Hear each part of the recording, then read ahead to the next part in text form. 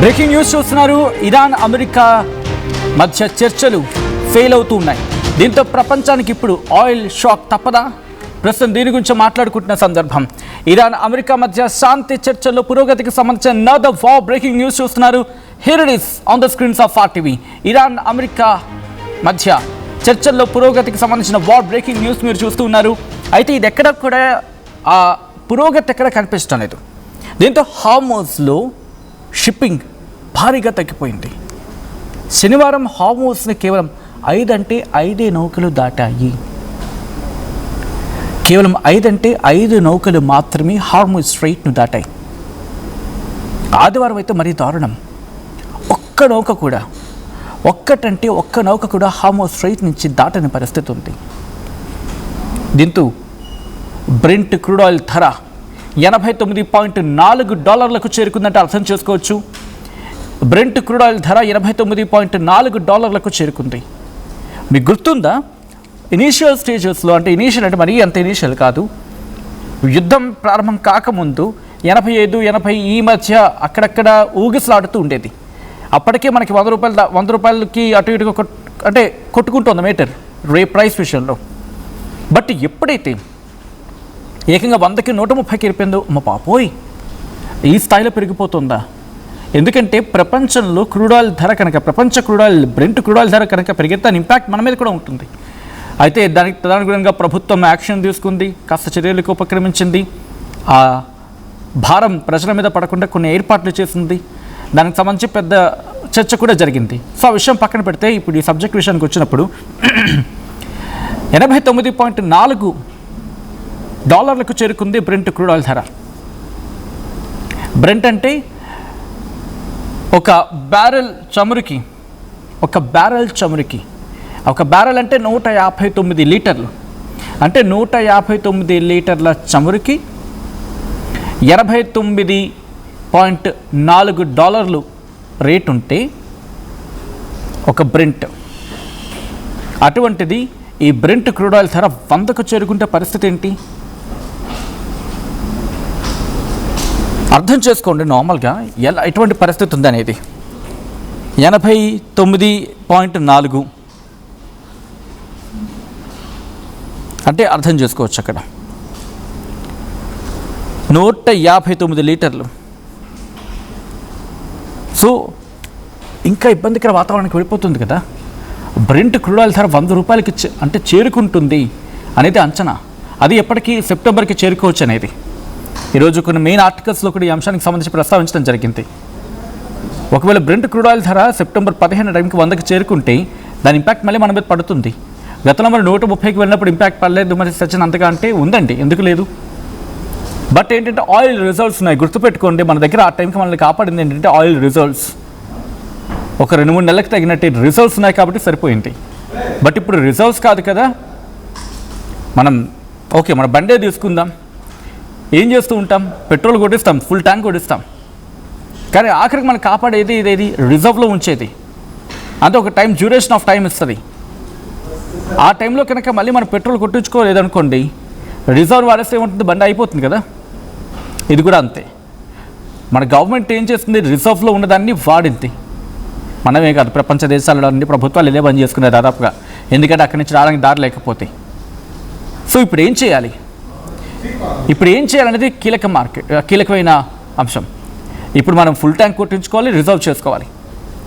పోనీ వచ్చే మార్గమైనా ఈజీగా ఉందా అంటే లేదు. 2 మార్గాలు కూడా.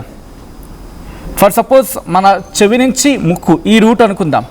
ఈ రూట్ క్లియర్గా ఉందనుకోండి, వేలేమవుతుంది, తిన్నగా ఇలా హ్యాపీగా వెళ్ళిపోతుంది. అది చెవికి ముక్కుకి మధ్య ఒక చిన్న పెద్ద అడ్డంకి ఏర్పడింది. అప్పుడు ఏం చేయాలి? చెవి నుంచి వెనక చెవికి వెళ్ళి అక్కడి నుంచి మళ్ళీ లెఫ్ట్ సైడ్ ముక్కుకి రావాల్సి ఉంటుంది. Just example. లేకపోతే ఒక 2 కిలోమీటర్లు వెళ్ళాల్సింది ఒక 20 కిలోమీటర్లు తిరగాల్సిన పరిస్థితి. అంటే ఇటు స్ట్రైట్ ఆఫ్ హార్మోజ్ని క్లోజ్ అయిపోయింది. ఇప్పుడు బాబెల్ మందేబ్ కూడా ఇబ్బంది అవుతుంది. అప్పుడు ఏం చేయాలి? Very clear. ప్రపంచానికి బాగా తెలుసు ఇంకా ఆప్షన్ లేదు అన్నప్పుడు. అప్పుడే అసలు ఇబ్బంది ఏర్పడుతోంది. బాబెల్ మందేబ్ పూర్తిగా మూసిపోయింది. స్ట్రైట్ ఆఫ్ హార్మోజ్ పరిస్థితి అంత వేగంగా ఎప్పుడు తేలుతుందో తెలీదు. దీంతో సౌత్ అట్లాంటిక్ ఓషన్ నుంచి ఇండియన్ ఓషన్లోకి రావాలి. ఎక్కడి నుంచి? కేప్ టౌన్ నుంచి. మీకు గమనిస్తే కనుక కింద కేప్ టౌన్ ఉంటుంది, అక్కడి నుంచి రావాల్సి ఉంటుంది. రేట్లు పెరిగిపోతాయి, చాలా దారుణంగా ఉంటుంది. ఎందుకంటే యూరప్ నుంచే కదా ఇప్పుడు పోనీ మన వెనిజులా నుంచి మనకి వాళ్ళ ఆయిల్ రావాలన్నా, లేకపోతే ఇన్ఫ్యాక్ట్ రష్యా అటువైపు నుంచి రావాలన్నా ఆప్షన్ ఎక్కడుంది?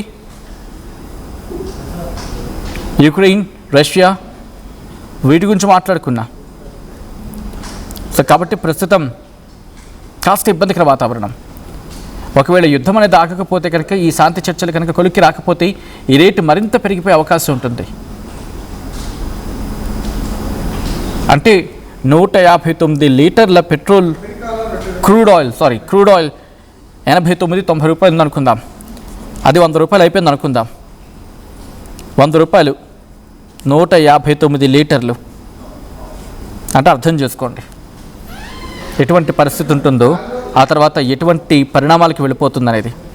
ఎందుకంటే క్రూడ్ ఆయిల్ ఒకటే దాని ధరలా ఉంటే, దాన్ని రిఫైన్ చేసిన తర్వాత పెట్రోల్, గ్యాస్ వీటి కింద వెరిఫికేషన్ అంటే దాని ప్యూరిఫికేషన్ జరుగుతుంది కదా, అప్పుడు పరిస్థితి మారిపోతుంది.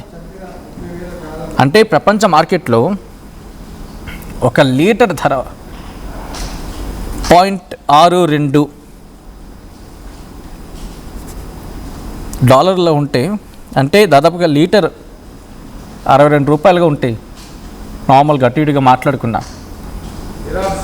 ఓకే, ఎందుకంటే డాలర్ ఒక 100 రూపాయలు అనుకుందాం. అప్పుడు ఏమైపోతుంది? ప్రస్తుతం $62.62. అంటే అర్థం చేసుకోవచ్చు పూర్తిగా 1 లీటర్ క్రూడ్ ఆయిల్ 62 రూపాయలకు వెళ్ళిపోతే, ఎందుకంటే బ్యారెల్ కింద మాట్లాడుకుంటాం కదా, ఒక బ్యారెల్ మీద కనీసం ఒక 100 రూపాయలు పెరిగింది అనుకుందాం, ఒక 10 రూపాయలు పెరిగిపోయింది అనుకుందాం. అంటే ఎలా కాదన్నా మన మీద ఇంపాక్ట్ ఉంటుంది. ఇప్పుడు ఈ 89 రూపాయలు ఉన్నప్పుడు మనకి ఎంత ఉంది? దాదాపుగా 110, 113 నుంచి 120 మధ్య అనుకుందామా? పోనీ ఆన్లైన్ యావరేజ్గా 120, హైయెస్ట్ కండిషన్స్లో 120 అనుకుందాం. అంటే ఇక్కడ ఒక 30 రూపాయల డిఫరెన్స్ ఉందనుకుందాం. అదే ఒకవేళ ఇక్కడ ఇలా పెరిగితే ఈ 62 రూపాయలు ఉన్నది, లేకపోతే 89 రూపాయలు ఉన్నది, దాదాపుగా అదొక 100 రూపాయలు అయిపోయింది అనుకుందాం, అది $100 అనుకుందాం. అక్కడ పరిస్థితి ఎలా ఉంటుంది? ఇంకప్పుడు కనీసం ఒక 150కి వెళ్ళిపోయినా పెద్దగా ఆశ్చర్యపడవలసిన అవసరం లేదేమో. ఎందుకంటే అక్కడ పరిస్థితుల్ని కోట్ చేసి మాట్లాడుకునే సందర్భం.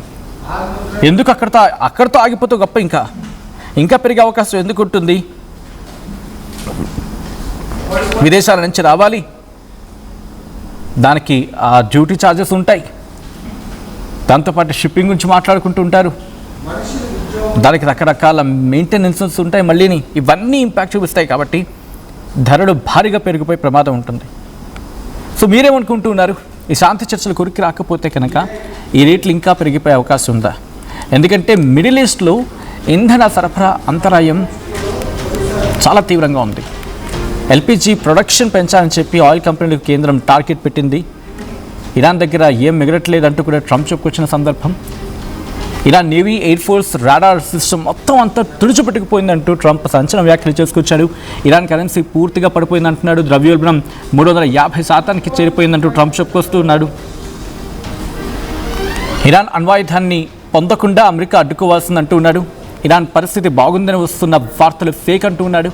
త్వరలోనే కొన్ని మంచి విషయాలు జరగబోతున్నాయంటూ సంచలన వ్యాఖ్యలు చేసుకొచ్చిన నేపథ్యంలో ట్రంప్ ఒకవేళ దాడి చేస్తే కనుక ప్రపంచానికి ఇక గడ్డు పరిస్థితి ఎదురయ్యే అవకాశం చాలా త్వరగానే తీసుకొచ్చేస్తారనలో అతిశక్తి లేదు. మీ అభిప్రాయం ఏంటో కామెంట్ చేసే ప్రయత్నం చేయండి.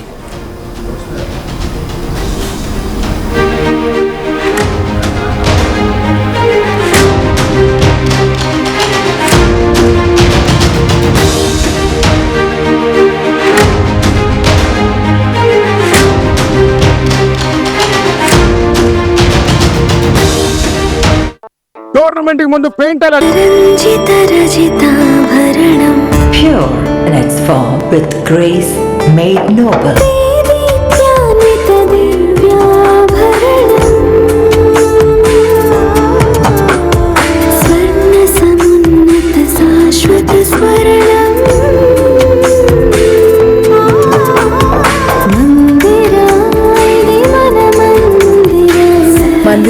premium silver jewelry by Manipali.